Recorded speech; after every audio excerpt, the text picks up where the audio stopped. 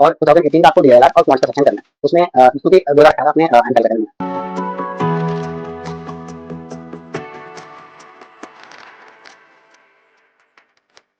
Welcome to my channel. And देखिए, वैसे तो ये वीडियो नहीं बनाने वाला था मैं, बट बहुत लोगों के कमेंट्स आए कि लास्ट 30 डेज में क्या करें, स्ट्रैटेजी बता दो, कैसे रिवाइज करें, कौन सी है। बहुत सारे मैसेजेस आए, तो फिर मुझे वीडियो बनानी पड़ी। देखिए, पहले तो मैं ये बता देता हूँ कि सबको क्या क्या करना मैंडेटरी है, मतलब कौन कौन से मॉक्स आपको देने हैं, कौन कौन से पीवाईक्यू अटेम्प्ट करने हैं।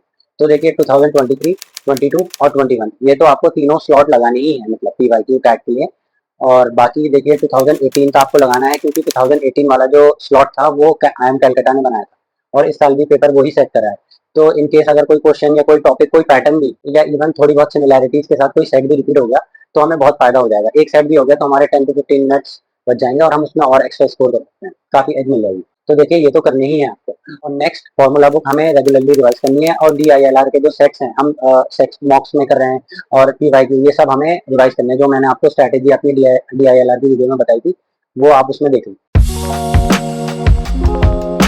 अब वो लोग जिनकी परसेंटाइल कम आ रही है, 70 से नीचे आ रही है, और वो एम कर रहे हैं कि 90 या 95 तक पहुंच जाए, बिल्कुल पॉसिबल है। आप ये सारी चीजें करें। सबसे पहले, अगर मान लीजिए आप क्वांट्स में वीक हैं, आपका क्वांट्स में स्कोर 20 से नीचे आ रहा है, इसका मतलब ये है कि आपका बेस बहुत खराब है।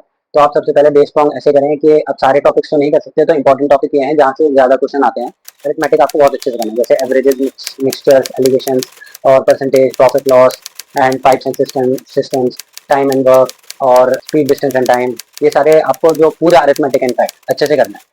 अलजेब्रा में देखिए, आप कुछ टॉपिक्स छोड़ सकते हैं, बट उसमें क्वाड्रेटिक इनइक्वालिटीज और लॉग्स ये तो आपको करने ही करने, क्योंकि इनके क्वेश्चन जो होते हैं वो इजी होते हैं, और मतलब कंपैरेटिवली कभी कभी ज्यादातर इनफैक्ट इजी आते हैं। तो आप कर सकते हो, पॉसिबल होता है कि आप अगर इसका क्वेश्चन उठाओ तो सॉल्व कर दो। और देखिए, ज्योमेट्री में आपको ट्राइंगल्स करने हैं कवर, सर्कल्स करने हैं अच्छे से, और पॉलीगन्स में देखिए हेक्सागन आपको आना चाहिए अच्छे से। फॉर्मूलेज जो होते हैं एरिया का, लॉन्गेस्ट डायगोनल, √3a होती है, और 2a जो होती है, वो सारे फॉर्मूलेज आपको आने चाहिए। क्वाड्रिलेटरल में आप स्क्वायर्स, रेक्टेंगल्स, पैरेललोग्राम, रोम्बस और काइट, ये सारे करने हैं। और मतलब क्वाड्रिलेटरल थोड़ा कम देख सकते हैं, बट क्वाड्रिलेटरल में लेकिन आप रेक्टेंगल और स्क्वायर तो अच्छे से कर लें ज्योमेट्री में, और आप मेंसुरेशन भी अच्छे से कर लें। और मतलब फॉर्मूलेज ही होते हैं यार, देख लो वो थोड़ा बहुत। और ट्रिग्नोमेट्री में आपको basic basic sine, cos, tan, इन सबके फॉर्मूला आने चाहिए, क्योंकि देखो ज्योमेट्री में क्या होता है ना कि क्वेश्चन टफ आता है बहुत, मतलब टफ तो नहीं कह सकते, बट कभी कभी ऐसा होता है कि यार तुम्हें काफी इजी होता है बट अप्रोच दिखती नहीं है, तो उसमें टाइम खराब करने से कोई फायदा नहीं है। क्योंकि ऐसा होता है कि हम देखते रहते हैं, या तो अगर हमें हिट करना होता है तो फिर हम 5 सेकंड में हिट हो जाता है, और अगर नहीं होता तो यार 5 मिनट भी लग जाते हैं कभी कभी सॉल्यूशन तक पहुंचने में। तो इसलिए बेहतर है कि आप थोड़े बेसिक तो हो, कि कम से कम अगर इजी फॉर्मूला बेस्ड क्वेश्चन आ गया, या इजी क्वेश्चन आ गया, ज्योमेट्री, हैवी ज्योमेट्री का पेपर आ गया, तो आप कुछ कर पाओ। तो इतना तो आपको बेयर मिनिमम करना ही है। और नंबर सिस्टम में देखिए, एचसीएफ, एलसीएम और फैक्टर्स वाले जो आपके थोड़े बहुत कंसेप्ट होते हैं, कि नंबर ऑफ फैक्टर्स, ये सारे निकलने आने चाहिए। क्योंकि एक्चुअली क्या होता है, देखिए आप टफ क्वेश्चन तो नहीं कर पाओगे नंबर सिस्टम का अगर आप स्ट्रगल करो, लेकिन ये जो होते हैं कंसेप्ट ये यूज हो जाते हैं और क्वेश्चन में। थोड़ा सा क्वेश्चन टफ ऐसे ही होता है कि दो कॉन्सेप्ट को मिला दिया तो आपका क्वेश्चन टफ हो गया। टाइम एंड डिस्टेंस में थोड़ा इनइक्वालिटी मिला दिया तो थोड़ा हल्का सा मॉडरेट लेवल का क्वेश्चन हो गया। तो इसलिए आपको थोड़ी थोड़ी चीजें सारी आनी चाहिए। अब देखिए, सारी नहीं, लेकिन जो मैं बता रहा हूँ वो तो आपको करना ही है। और नंबर सिस्टम में इंडाइसिस एंड सर्च भी आना चाहिए।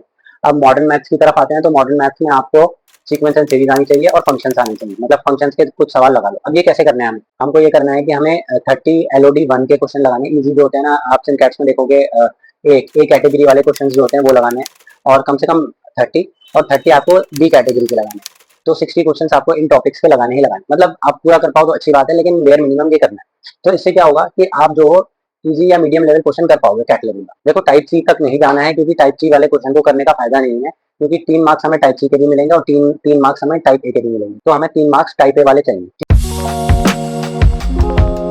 ठीक है, अब नेक्स्ट आते हैं डीआईएलआर। अब डीआईएलआर में क्या करना है, देखो दो दिक्कत होती है डीआईएलआर में। डीआईएलआर में एक ये होता है कि आप मॉक देते टाइम सेट नहीं कर पाते हो, लेकिन जब मॉक दे लेते हो, तो जब आप एनालाइज करते हो और खुद ट्राई करते हो विदाउट टाइमर, तो आप कर देते हो। तो दैट मीन्स कि जो आपने मॉक में सेट सेलेक्ट किया, वो आपने टफ कर लिया।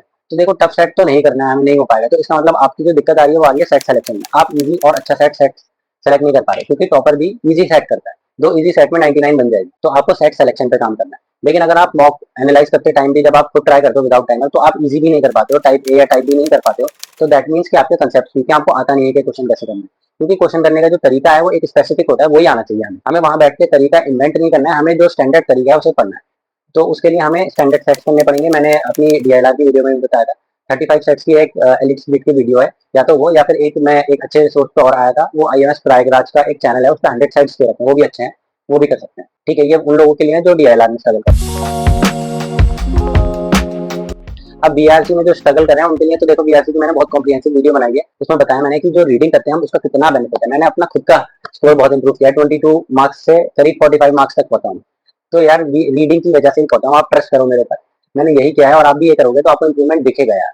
लेकिन यार थोड़ा सब्र करना पड़ेगा, अब टाइम बहुत कम है, लेकिन आपको फिर भी अगर आपको इंप्रूवमेंट देखना है तो आप एटलीस्ट 30 मिनट्स आप रोज रात में रीडिंग करो। अब 30 मिनट्स आपको निकालने हैं अपने लेजर टाइम से, मतलब जो आप टाइम स्क्रॉल करने में यूज करते हो, इंस्टाग्राम चलाने में यूज करते हो, थोड़ा कम करो, मरोगे नहीं कम यूज करोगे तो आप उसमें से टाइम निकालें और फोन को साइड में रखें और रात में सोते टाइम रीडिंग करें। ठीक है, और रीडिंग हो गई, और दिन में आपको 4 आरसी करने हैं और करीब 15 BA के क्वेश्चन लगाए। तो अब ये उनके लिए होगा जो थोड़े थोड़े सेक्शंस में स्ट्रगल करें। अब बेसिकली नॉर्मल बंदे को एक दिन में क्या करना है, मैंने अभी आपको मॉक्स का बताया था, जो सबको कॉमन करने ही है, वो है 2023, 2022 और 21। इनके तीनों स्लॉट तो आपको लगाने ही है, तो मतलब 9 मॉक्स तो ये हो गए। और 2018 का आपको DILR और क्वांट्स का सेक्शन करना है, उसमें क्योंकि 2018 अपने IIM कैलकाटा में बनाया, तो ये तो आपके कितने हो गए, करीब 2 मॉक्स ये हो गए और 11 मॉक्स हो गए, मतलब उसको मैं 3 सेक्शन को 1 मॉक काउंट करूँ 2018 को तो 11 मॉक्स हो गए। 11 मॉक्स के अलावा आपको 3 से 4 जो है वो न्यू मॉक्स करने हैं आपकी टेस्ट सीरीज। अब आप बोलेंगे कि ऑलरेडी मॉक्स कर रहा हूँ, टेस्ट सीरीज में से क्यों करो, टेस्ट सीरीज में से इसलिए करो क्योंकि 2022 में क्वांट्स इजी आता था, 2023 में क्वांट्स टफ किया है, तो अब जो टेस्ट सीरीज वाले हैं उन्होंने अपनी क्वांट्स का लेवल बढ़ा दिया है लास्ट ईयर के कंपैरिजन में। क्योंकि अब मान लो अगर नेक्स्ट ईयर टफ आता है तो आप तो कैट के PYQ करके जाओगे, अगर आप मॉक्स में अटेम्प्ट करोगे तो आपको आदत नहीं होगी कि क्वांट्स इतना टफ आ सकता है। लेकिन अगर आप कोचिंग के मॉक्स करोगे इसमें क्वांट्स टफ है, PYQ मेरा सजेस्ट करने का मकसद ये है कि आपको कैट का लेवल समझ में आ जाए, DLR का, वर्बल का, क्वांट्स का भी, कुछ क्वेश्चंस का। लेकिन अब लेवल बढ़ गया है तो उसके हिसाब से आपको प्रैक्टिस में लाने के लिए 4 मॉक्स करीब आप अपनी टेस्ट सीरीज के करो, तो 11 और 4 15 मॉक्स हो गए, 15 आपको करने ही करने हैं। उसके अलावा अगर आप नॉर्मल दिन है, नॉर्मल दिन में आप एटलीस्ट 40 क्वेश्चन क्वांट के करो, 4 सेट्स DLR के लगाओ और 4 RC करो वर्बल में, 12 आप BA के क्वेश्चन लगाओ। तो ये आपको रोज करना ही करना है, ये मतलब बेयर मिनिमम बना लो, चाहे आप शादी में जाओ, चाहे आप वर्किंग हो या नॉन वर्किंग हो या स्टूडेंट हो या आप ट्रैवल कर रहे हो, आपको करना ही है, ये सारी चीजें करनी ही है। अपार्ट फ्रॉम मॉक्स, मॉक वाले दिन आप चाहो तो इनको कम कर सकते हो, लेकिन ये चीज तो आपको करनी ही है रोज। और मान लो आपका जो सेक्शन वीक है आप उस पर काम करें, जैसे मैंने आपको पीछे बताया जो आपको करना है आप उस पर काम करें। देखो चाहे शादी हो या फंक्शन हो या बर्थडे हो, सब छोड़ देना, 1 महीने के लिए सारी चीजें त्याग दो, बस सिर्फ अपना फोकस रखो कैट पे। यार 1 महीने में लोग इधर से उधर पहुंच जाते हैं, आप समझ लो कि आप नॉन IIM से IIM पहुंच जाओ। IIM यार कोई सा भी टैग तो लग ही जाता है आदमी के लाइफ लॉन्ग में, एक एक अचीवमेंट हो जाता है, हाँ यार मैंने कुछ उखाड़ा है लाइफ में, मैं IIM से पास आउट हूँ, IIM का ग्रेजुएट। देखो यार मॉक्स में आपके कितने ही मार्क्स आए, आपका जो एंड रिजल्ट होता है ना वो मैटर करता है।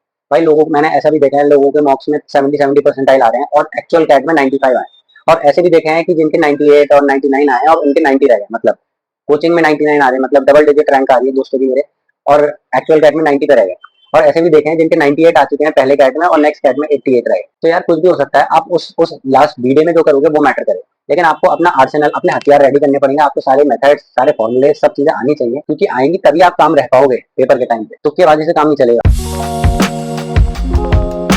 और बाकी जो बिल्कुल 95 अब स्कोर कर रहे हैं और मतलब 99 तक जाना चाह रहे हैं, जो जेम है 99.5 वाले जिनको चाहिए, तो उनके लिए तो भाई यही सजेशन रहेगा कि यार मॉक दो जितने दे सकते हो और एनालाइज करो। यूजुअली मुझे लगता है दिक्कत आपकी DLR में रहती होगी, कभी सेट रह जाता होगा तो सेट सिलेक्शन पे काम करो, क्वांट्स आपका अच्छा होगा, जहाँ तक मुझे लग रहा है जेम हो तो क्वांट्स अच्छा होगा। वर्बल में दिक्कत होगी और DLR में, तो DLR देखो आप सेट सिलेक्शन पे काम करो, क्योंकि आप कर लोगे ए कैटेगरी तो या बी कैटेगरी तो आप सेट कर ही लोगे, तो आप सेट सिलेक्शन पे काम करो। और वर्बल आपकी खराब होगी तो वर्बल पे के लिए आप यार रीडिंग करो जितना हो सकता है, रात में 2 घंटे या 1 घंटे जितना भी आप निकाल सकते हो उतना निकाल के आप रीडिंग करो, और यार सक्सेस मिलेगी यार।